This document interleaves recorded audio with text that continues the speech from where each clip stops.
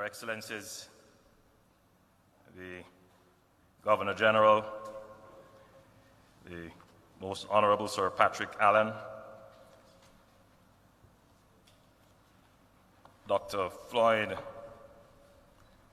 Morris, representing the Leader of the Opposition, Sir Kenneth Hall, former Governor General, Mr. Bruce Golding, former Prime Minister, Honourable Chief Justice, my fellow Jamaicans, good evening. There is no certain victory. So we must work diligently in the people's behalf and place our faith in God, that He would reward our efforts according to His judgment and grace. So I say, to God be the glory. All that we have achieved and all that we ever hope to achieve, we give God thanks. In 2016, you, the people, entrusted your hopes and dreams to us. We did not bury them. With industry, enterprise, and partnership, we set about fulfilling your dreams and keeping your hope alive. There is still much more work to be done. I am humbled and honored that the people of Jamaica have seen it fit to give me an opportunity to once more be the chief steward of their affairs. Thank you for your vote and support. And I commit once again to use every fiber of my being and all the energy of my spirit for the advancement, fulfillment, and prosperity of the people of Jamaica. The health and economic impact of the COVID-19 pandemic is ubiquitous in our daily life and will be that way for some time. We have been very strategic in managing the risks the pandemic poses, protecting lives and preserving livelihoods. While spikes in numbers are inevitable in a pandemic, as we have seen in even the most developed countries, our collective success as a country has led to some complacency in our behavior. As a government, we will put in place the necessary measures to bring this present spike under control and keep you safe, while not unduly affecting your livelihood. However, as we enter this new phase of the pandemic, the greater emphasis must be on the responsible behavior of the individual. Jamaica does not have the reserve of resources to always be locking down our economy. We must now all learn to live with and protect ourselves from the SARS-CoV-2 virus and the COVID-19 disease it causes. We cannot rely on fear, panic, and stigma to get temporary compliance, but on the conscious effort on the part of every Jamaican that as we go about our daily lives, working, worshiping, shopping, and socializing, we must follow the established infection prevention and control protocols.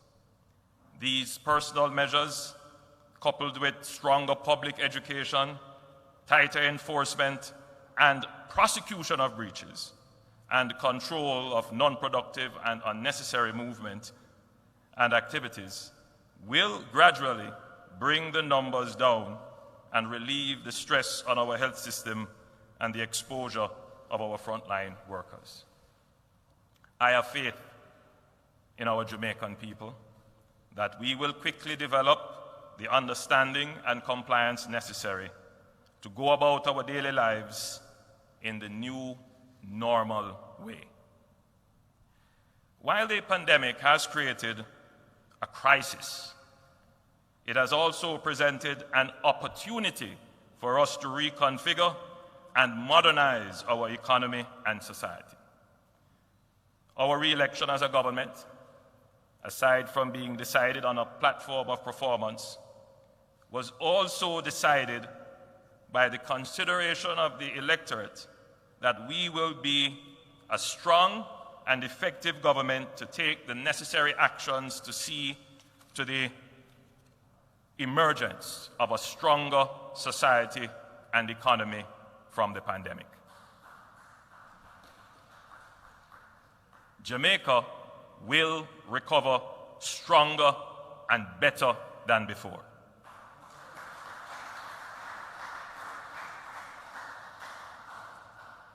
With such a large and convincing mandate, the greatest challenge will be to manage the internal demands and behavior of those who form the majority.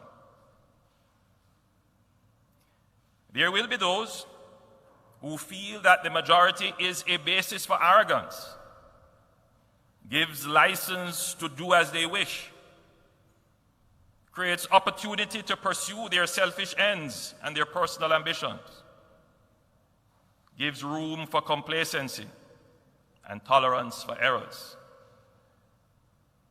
Those who hold such views would be sadly mistaken and soon separated.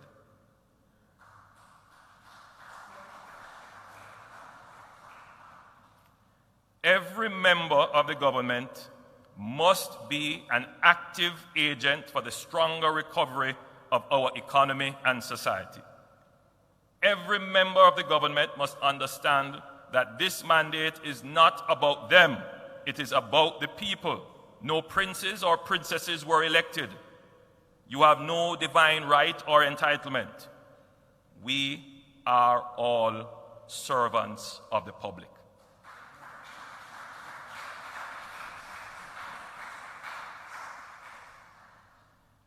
On the whole, we have built out a fairly good anti-corruption structure through the Integrity Commission and MOCA. They are constrained by the need to complete their legislative framework and expand their investigative and prosecutorial resources. We will ensure that this is completed early in this term. The challenge, however, it's not just one of resources and regulation. It is also one of will and culture. The will to challenge culture. It has been clearly demonstrated that my government has acted within the law when matters arise that are of concern to the public interest. No one has been shown any special favors, given any protection, or influence brought to bear on any anti-corruption agency or investigation. This is a step in the right direction. However, in addition to investigation and prosecution, we must also seek to prevent the occurrence of acts which weaken public trust and damage the integrity of the government. To this end, I have indicated to the Executive Director of the Integrity Commission that each elected representative and each appointed minister will participate in the sensitization and public education programs to be established by the Integrity Commission. This to increase their awareness and understanding of the anti-corruption legislative framework, not just to sensitize them alone, but to ensure that they are seized of their duties under the law and understand that this will be an accountable government. Once we have built confidence of the public that their resources will not be diverted, that the authority vested in us is not being used to create unfair advantage for others, and there is a sense that the elected officials and public servants act with a high level of integrity. Once that is the case, this will unleash a spirit of public support for the government and the state that will make any development plan a success. While this election was conducted in a pandemic, which would have impacted on voter turnout, we are still very concerned about the low voter turnout that has become now a trend over the last 3 elections. We know that a large number of Jamaicans are not satisfied with the integrity, dignity, and efficiency of their state and government. We therefore see strong correlation between the success of our economic and social programs and the trust of the public. We commit to make this government the highest in integrity, dignity, and efficiency.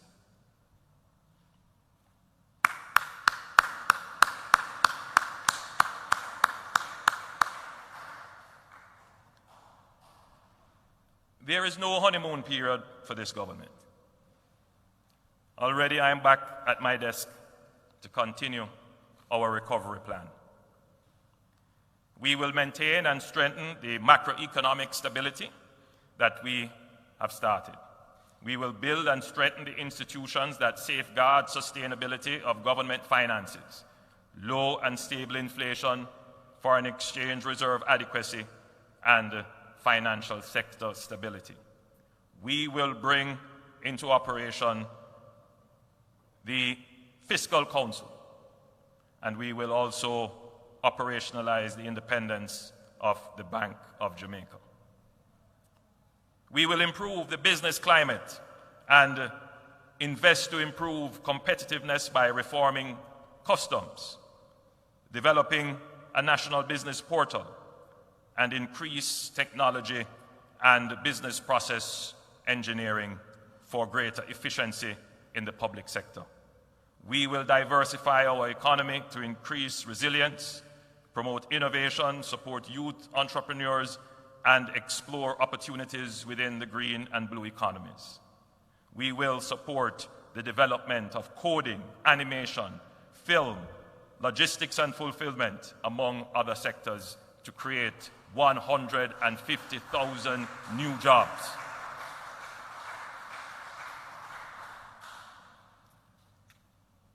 We will continue to provide financial support to households and businesses to ensure that together we recover stronger. We will provide $500 million in grants for micro and small businesses that are community-based. We will deploy $1.2 billion in tourism grants to small and medium-sized operators in the tourism sector through the Exim Bank. We will provide $3 billion in agri-care support for our farmers and fisherfolk over the next 3 years. We will deploy $10 billion in loan guarantees to support micro, small, and medium-sized businesses. This will help our economy recover stronger. We will mobilize foreign and domestic investment that improve the delivery of public services or promote innovation while creating jobs. We will launch and complete public-private partnerships for water treatment and storage, sewage, garbage collection, and infrastructure development. We will list state-owned enterprises on the stock exchange, as we have been doing, giving Jamaicans the opportunity to own a piece of these assets. This will create wealth, real wealth in Jamaica, and help our economy recover stronger.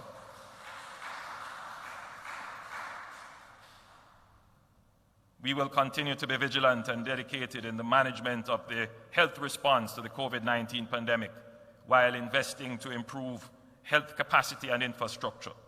We will strengthen our laboratories and surveillance systems and focus on community health support and continue to promote healthy lifestyles.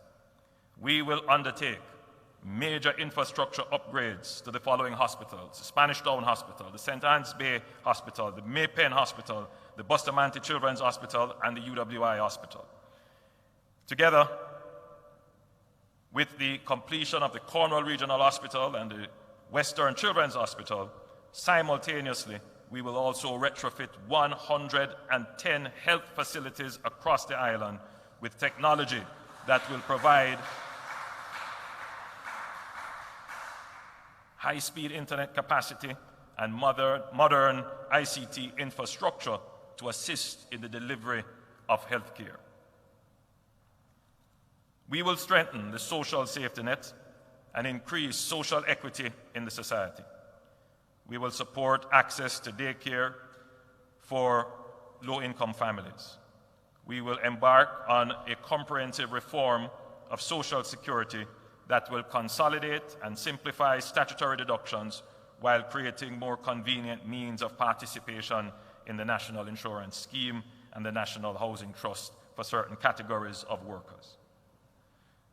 Our Social Security reforms will aim to have universal participation in the National Insurance Scheme and, along with other reforms, will pave the way for unemployment insurance to become a reality in Jamaica.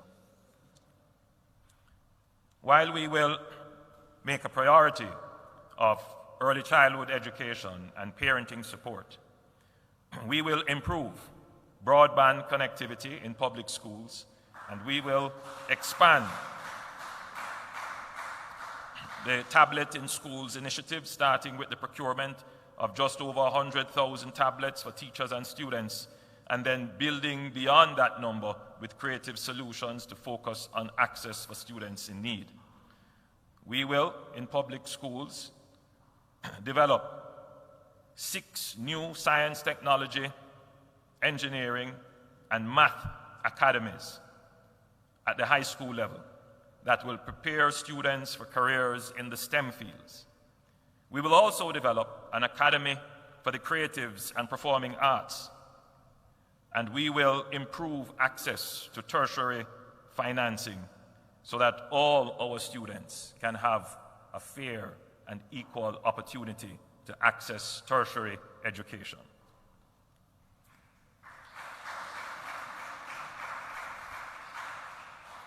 We will ensure that all Jamaicans have access to financial services. We have seen that this is an important requirement for the proper management of the pandemic. We will pursue the use of low-tiered, know your customer bank accounts to increase the number of Jamaicans who have access to functional bank accounts.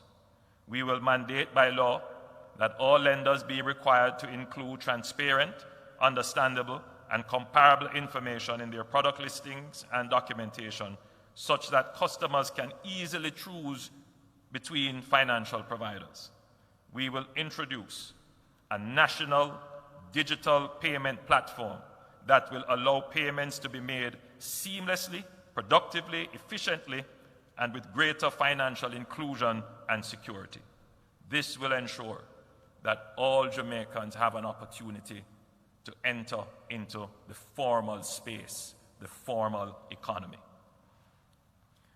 We are committed to closing the digital divide and to the creation of a digital society where technology is woven into the fabric of business and everyday activities so that it engages and empowers every Jamaican, especially in the context of the pandemic.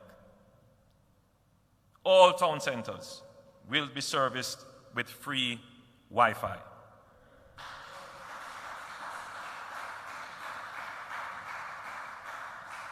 In addition, we will ensure broadband Wi-Fi access at our community access points. All schools will have broadband Wi-Fi access. We will digitize the public sector. All major public sector services that require applications will be accessible online. We will implement a national identification system, and we are far advanced in this regard, where all Jamaicans will have the opportunity for robust and secure identity that will improve access to public services. We will build a national broadband network infrastructure, which is uniformed, future-proof, resilient, and managed by an independent public-private authority and available to all telecom players in the market to utilize. No more drop calls. The network will be appropriately sized to manage Jamaica's current and expected internet and ICT demand. This will be the new information highway, which will connect and give access to fast and reliable internet to all Jamaicans anywhere in Jamaica.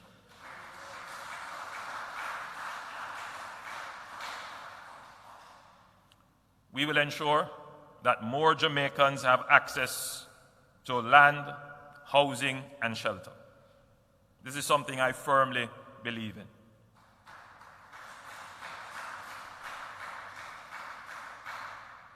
We have set a target of 70,000 affordable homes, 30% of which will be reserved for our policemen and women, nurses and teachers and civil servants. But I particularly like that 10,000 will be allocated for young people between the ages of 18 and 35.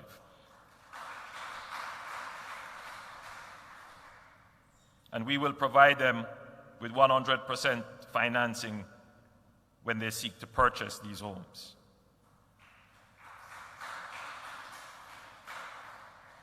Each year, the NHD will invest a minimum of $1 billion in social housing to include construction and repairs for those who are not able to purchase a home.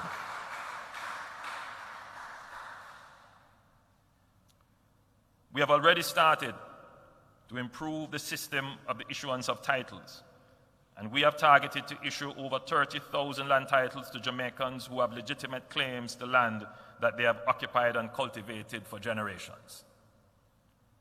Water. Water is life. I am determined to solve this water problem.